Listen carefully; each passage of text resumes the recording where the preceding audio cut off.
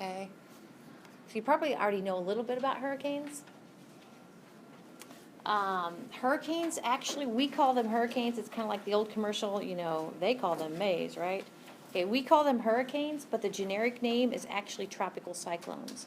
So in the news, if you hear somebody talk about tropical cyclones, it's really our hurricane. But if a tropical cyclone, for instance, is in this neck of the woods over by Japan and that sort of thing, they call hurricanes typhoons, okay?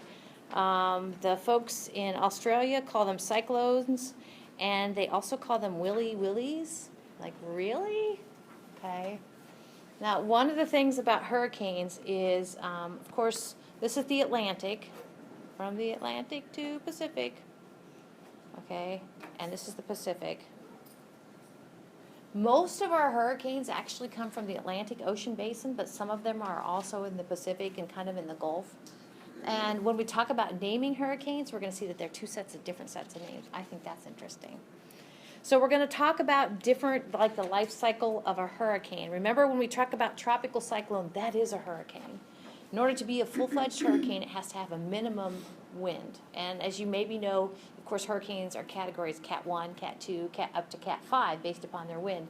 But they have to at least have 74 miles per hour wind. Yeah, we're going to talk about how they grow, okay? So I thought this was interesting. You know, it's all about if it bleeds, it leads sort of thing, right? So the deadliest hurricanes, you may not know the Galveston, Texas hurricane. Nowadays, hurricanes have like, they alternate female-male names, okay, like Hurricane Katrina, Hurricane Ike, okay? But used to be that wasn't the case. So back in 1900s, actually Galveston got hit twice. Okay, can you believe this? Well, if you picture where Galveston, Texas is, it's right on the Gulf, okay? So actually that same town got hit twice. Now, granted, fatalities used to be more than they are now because we have more of a warning. The National Weather Service I mentioned, they have a branch just for hurricanes, okay? Of course, everybody who was alive then remembers Hurricane Katrina in '05. Approximately 1,800 people lost their lives then. Okay, so this is Galveston, Texas. Okay. I think old historic photos are kind of neat. This is just a generic hurricane.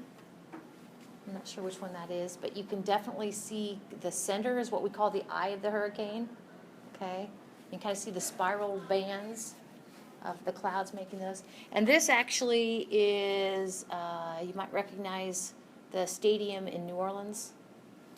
I'm pretty sure this is right. Okay, so this is Hurricane Katrina. One of the problems, and I'll mention it, I don't know if I'll mention it later too, but Hurricane Katrina, it was only a Category 4, excuse me, Category 3. Like, really? Because this, I always have to, when I get to this point in any sort of lecture, I just, now, it was really Hurricane or Katrina only Category 3, and it maxes out at 5. There's one place on the internet that said it was Category 5, but I've only heard it was Category 3. The problem with Hurricane Katrina is that New Orleans was actually kind of built to kind of be easily compromised with regard to, I don't say easily, but it was like had canals around it, and it was in a bowl sort of situation. So this flooding actually occurred after the flood walls broke. So not good. So the anatomy of a hurricane, of course, it's got these spiral rain bands. And actually these spiral rain bands, it's kind of cool because the system can move over land, like inland quite a ways. And they can dump rain or water from the ocean into the continent. I just think that is so cool. Cool, but not really. I think most of the fatalities associated with hurricanes do come from flooding and drowning. All right. Then we have the eye, okay, Hurricane Eye. And if you've seen the movie The Day After Tomorrow, it really is calm in the center of the eye. And around the eye actually are these intense thunderstorms, what they call the eye wall. This, we've talked about pressure, and we said that if you see on a weather map, if you see these, like really kind of a tight bullseye, those are isobars. Okay, that means the pressure is changing rapidly. You don't have to go very far. That's what we have in the eye of a hurricane. Actually, that's what we have in a much smaller scale for a tornado. We definitely have a crazy drop in pressure. So this actually is your eye right there. There's your eye of your hurricane, okay? And it's actually calm in the very center, but it drops pressure very crazy right in this in the eye wall. Okay, then we actually have this kind of strange sort of phenomenon, and I haven't quite reconciled this with myself. But we have a, I'll put an L down here, and of course we know what L's mean. L's mean low, a central low, central just meaning middle. Middle of the eye has a low. But the upper part of the eye actually has a high. Is that not weird or what? Okay, so you have a low down here and you have a high up there. And one of the things we know about just air is it's going to move from a high to a low. So actually right in the eye you have this, what we say, descending or air going down. Kind of a crazy sort of thing. And then actually related to the high, we have what we call outflow. And like I said, I'm still trying to reconcile this with myself because the cool wispy bands of clouds that we see from the air or from a satellite image of a hurricane would be this outflow. It's not like the spiral rain bands necessarily. But the outflow would be going, what we say, clockwise around a high, okay, and counterclockwise around a low at the lower. So you kind of have, you already kind of have this sort of this way and this way sort of thing. And that sort of kind of friction when we talk about hurricanes, that sort of like mixed signal of direction it's supposed to move, that twist can actually create, there's a lot of tornadoes in these things too. So, all right. So if your goal is to get a hurricane up and off the ground, okay, you need 3 conditions for a hurricane. One of them is nice, toasty, warm water, but just toasty, warm water in and of itself won't do it for you. Of course, the whole warm water thing is what we're concerned about as our the surface temperature of the earth gets warmer, because that means our oceans are warmer, and that actually is one of the criteria for hurricanes. Not the only one. Okay, so the warmer the better. That's why, and I don't have a slide on it, but that's why actually the most likely time for hurricanes almost is like, well, summer, but there's a lag between warming up your oceans, just like there's a lag between warming up your swimming pool. So it's like even into the fall in that hemisphere. The other thing is Coriolis force. When we talked about Coriolis force, I tried to kind of explain, to me it's kind of a faux sort of apparent force, but basically anything that can leave the earth, okay, we talked about a jet plane leaves the earth rotates, and it looks like the jet plane actually deflected to the right in the northern hemisphere. The thing that's deflecting here actually is not air, but it's water. Okay, so water leaves the earth, and it has kind of this big old rotation to it. Now, I don't know if you remember, but we said the Coriolis force at the equator is basically nothing. The Coriolis force is strongest at the poles. So if you get too close to the equator, the Coriolis force can't give you the spin. So even though it's nice and toasty, let me grab the earth here. Even though it's nice and toasty near the equator, okay, more specifically the intertropical convergence zone, nice and toasty, you don't have the spin there, okay? So you need to get at least 5 degrees on either side of the equator to get your spin for your hurricane. The last one, and we'll be talking about this when we talk about our own thunderstorms and tornadoes, okay, after Thanksgiving break. But the last one is a certain amount of instability, okay?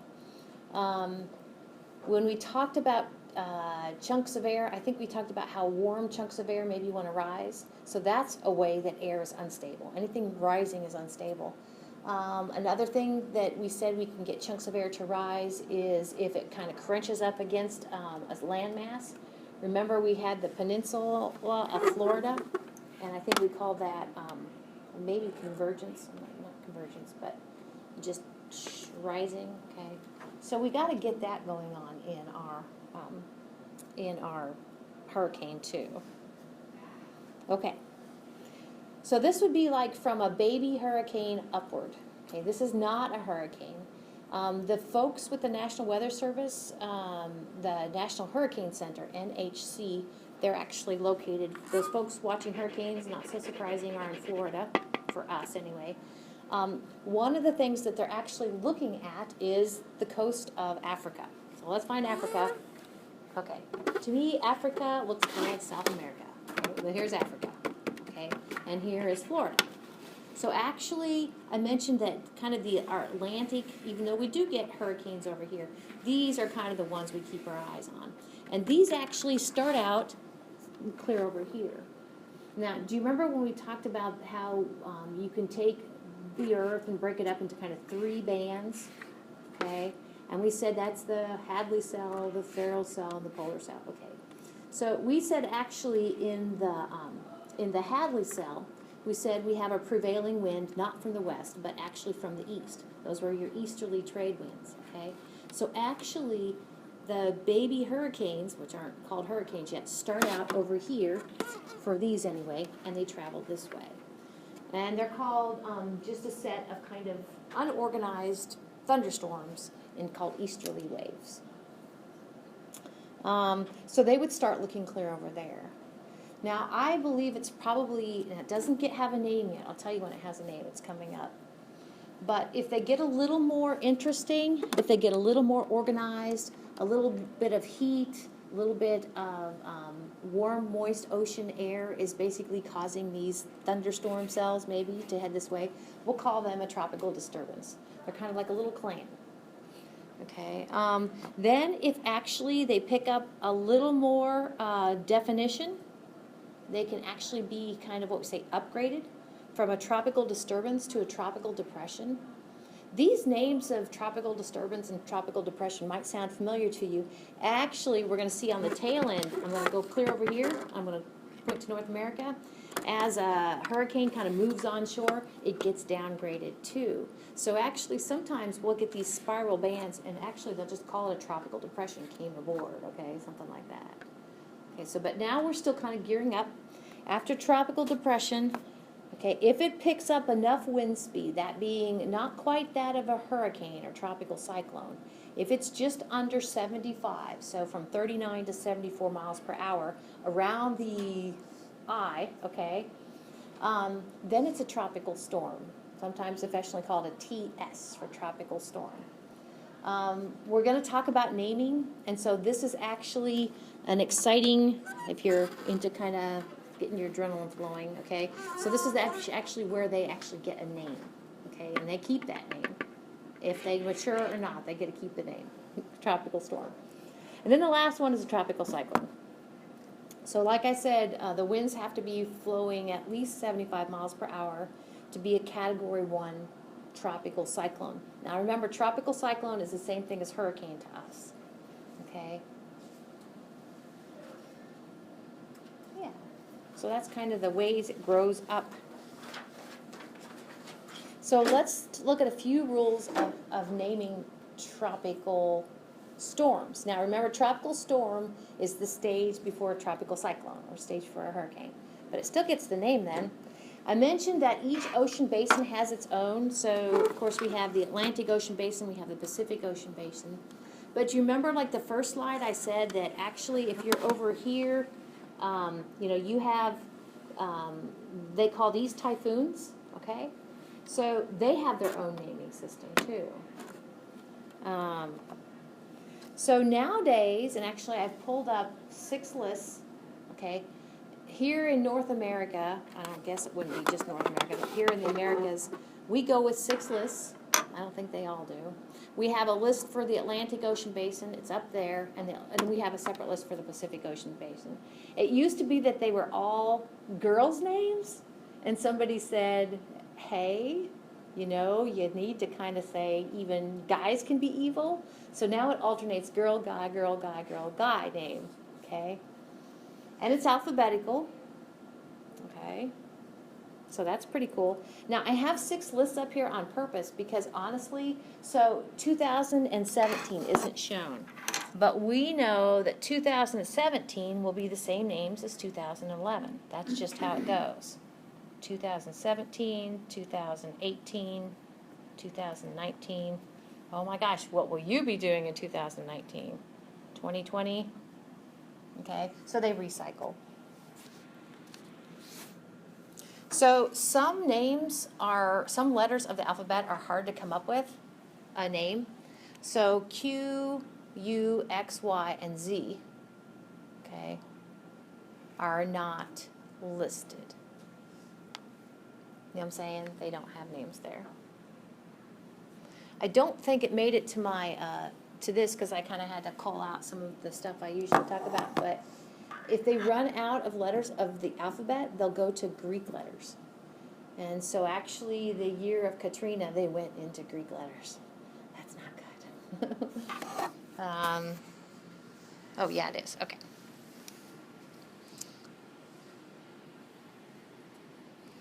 All right. The last little thing, oh, no. Yeah, a list of names is recycled every 6 years, with the exception of, maybe you've heard of this already, I bet you have, names can be retired. And I was reading on the internet this morning to kind of come up with I inserted a slide, the next slide you don't have. It basically says all the retired names up to 2014. The internet guy likened it to, if there's like a really good football player and they retire their jersey, okay, that's kind of what they're doing with a hurricane name. They're basically removing it from the list because it was so notorious. So here is a list from the from NOAA of retired names. And notice some years there weren't any retired names. Okay, but if we go to 2005, and I could never remember when Hurricane Katrina was. You would think I could. Okay, but not only Hurricane Katrina, but Hurricane Dennis, Rita, Stan, and Wilma were all, and you can look these up on the internet if you're like, sometimes I'm just like, maybe it's this time of Thanksgiving, we're counting our blessings, they're just terrible devastation. Hurricanes, like why are we hit more than other years? And it's kind of a formula that actually folks, have you ever heard, they come out with a hurricane season forecast? Okay, so every year, I think maybe about April, they'll come out and they'll kind of crunch some numbers and take some things into consideration, see if they think we'll have a bad one. Hurricane Sandy, okay, that was the one that actually, I think it was more of what they call an extratropical cyclone that basically kind of moved up the coast. I think a while back when we were talking about tides, I said that the problem with Sandy actually was the tide worked against us. We were high tide. All right. So how are we going to categorize them? And actually, after break, we're going to talk about tornadoes. And we use 2 different scales for hurricanes and tornadoes. So hurricanes are the Saffir-Simpson scale. And we talked about wind speed. Okay, of course they have to have at least 75 miles per hour. Okay.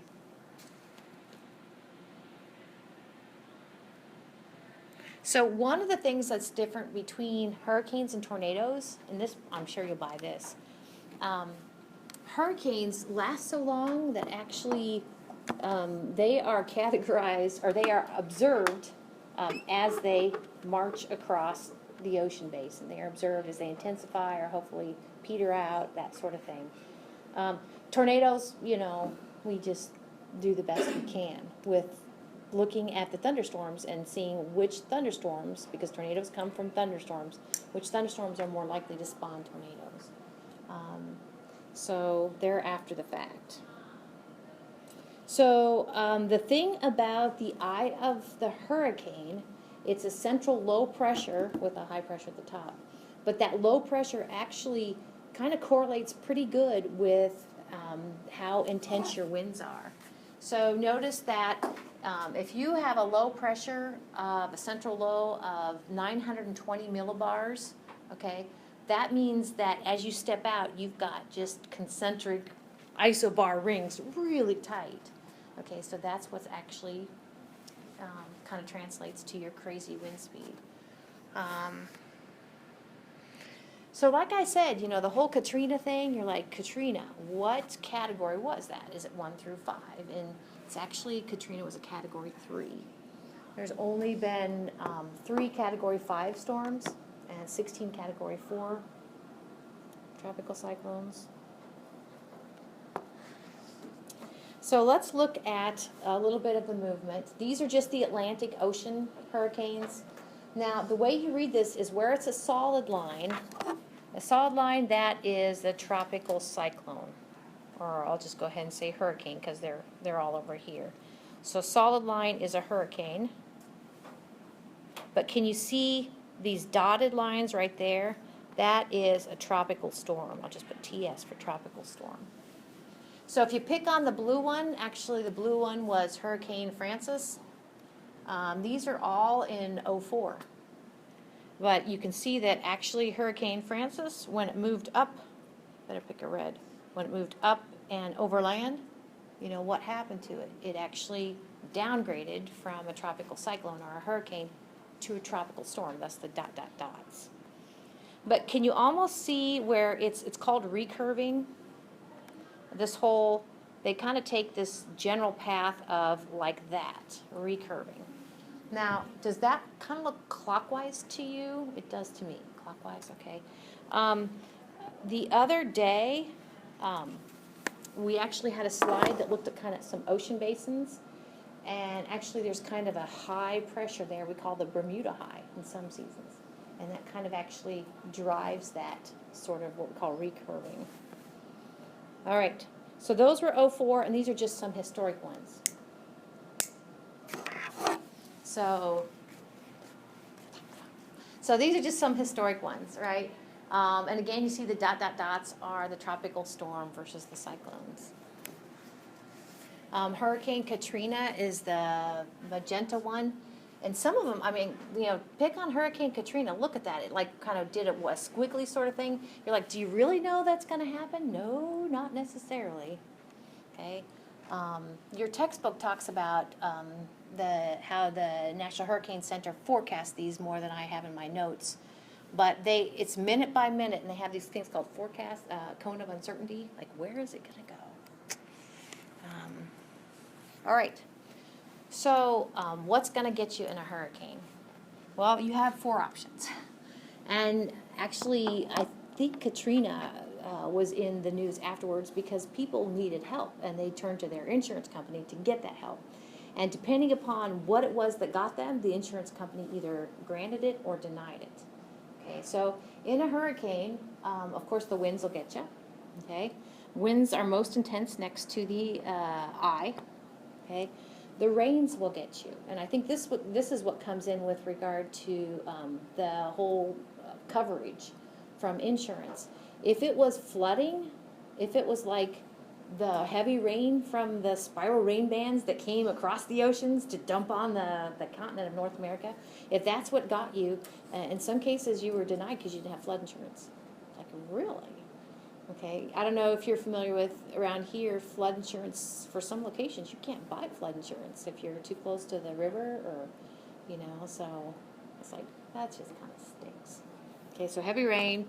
The other thing I mentioned, or another thing, is tornadoes. And again, we're going to talk about tornadoes after break. But definitely have tornadoes. Sometimes I think of those spiral rain bands as being like, if these are, almost looks like a galaxy, like a spiral galaxy, right?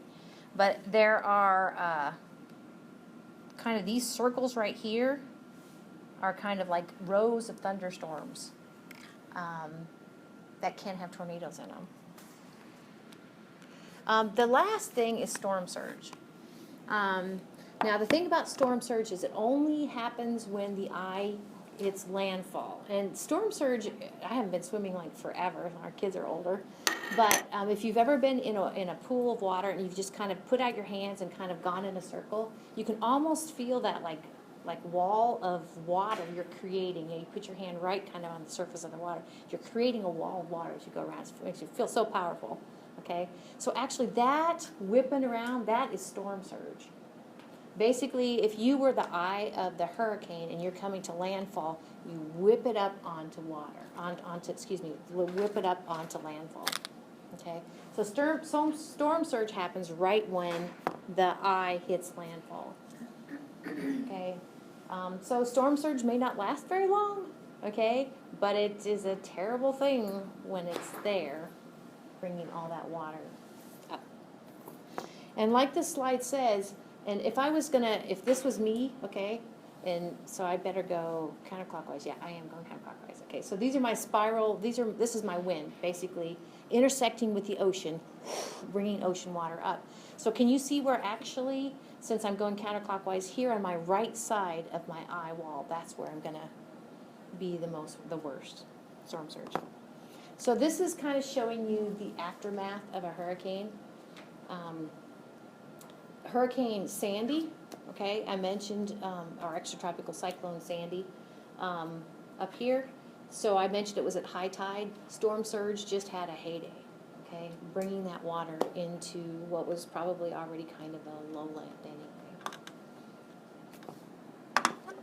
All right, so monitoring those hurricanes. So if you watch the movie The Day After Tomorrow, which is kind of an old movie anymore, but it kind of starts out this sort of scenario. The movie The Day After Tomorrow ends up with just a crazy weather system.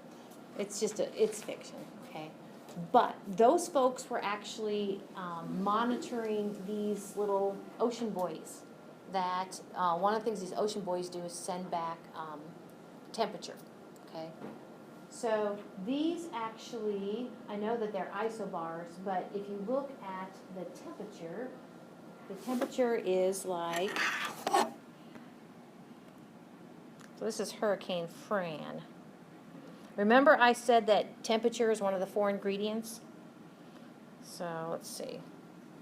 I could pick on this one down here. Do you see where it says 83, 74, 093 plus 9? Actually, that's what we call like a little weather icon that says a bunch of information. And this 83 is the temperature, is my point.